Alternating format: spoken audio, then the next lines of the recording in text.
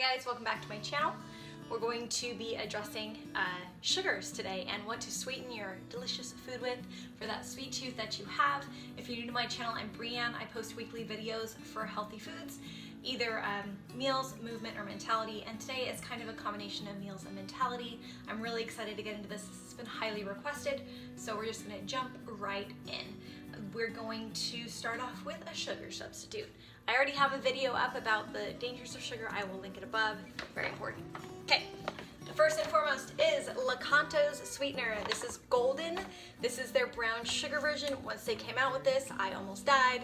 It is so authentic. To find a brown sugar substitute is so difficult. So if you have any baking recipes that call for brown sugar, this is a 1-to-1 ratio. All you have to do is use this instead of brown sugar. Pretty awesome, right? It is very delicious. Their original, or the classic version, is right here, and I have it in a little like canister thing on my counter, and it looks just like sugar. I will say that this is very, very sweet, almost sweeter than like regular sugar, and I would say that both of them are more granulated. So if you are putting them in, say, like a tea or something like that, you need it to be hot to dissolve the items. If you were to make sweet tea with the sugars, it wouldn't dissolve properly. I would recommend using it in baking ingredients if that's something you're into. Like if you're making a cake, use some almond flour. If you're making, and some of this, you're gonna be golden.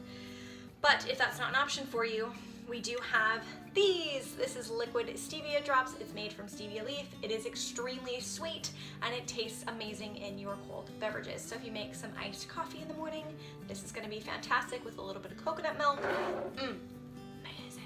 Maybe some vanilla and some cinnamon on top. Really get it going.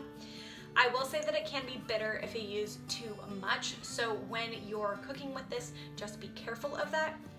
We do have a powder version of stevia. Let me grab that real quick.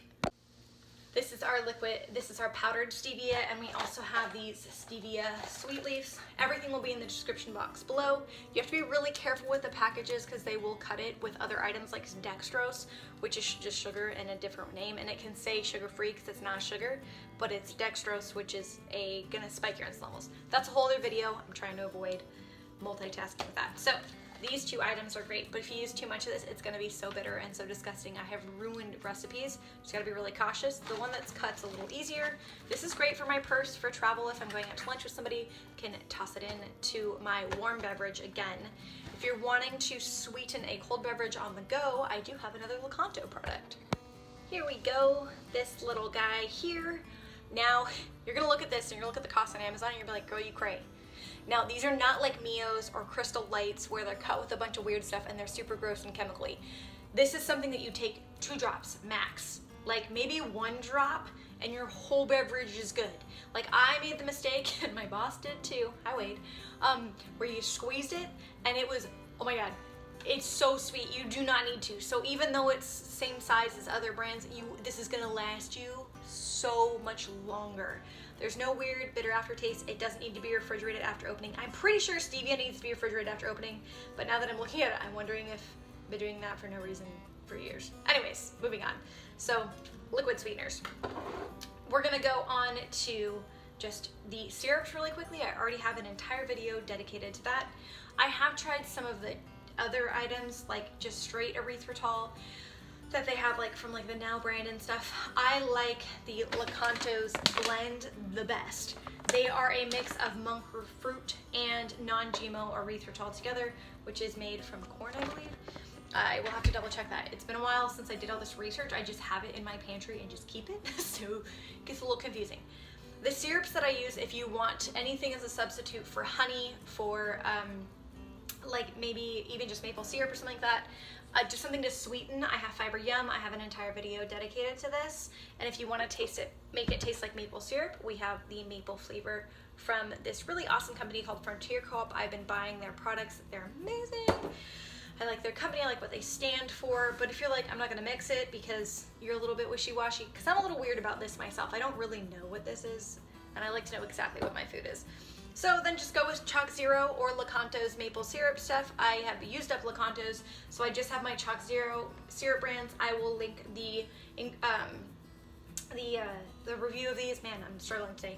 So that is something that is amazing. They've got caramel, maple pecan, and chocolate. And then last but not least, we have chocolate coming to you. But considering how long this video is, I'm gonna save that for another video and you can go from there. These are just my favorite sweeteners. There are others out there that are safe to use on the ketogenic diet if you're looking for healthier options, but there's a lot more that are bad. So I would definitely stick to these and watch my sugar isn't the enemy video, and you will be educated and ready to make informed choices. Thank you for being here with me today. My name is Brianne again, and I post healthy weekly videos to try and get you to be in the best, happiest, most wonderful shape of your life. I'm just doing this because of my own journey and need to take care of myself and my family.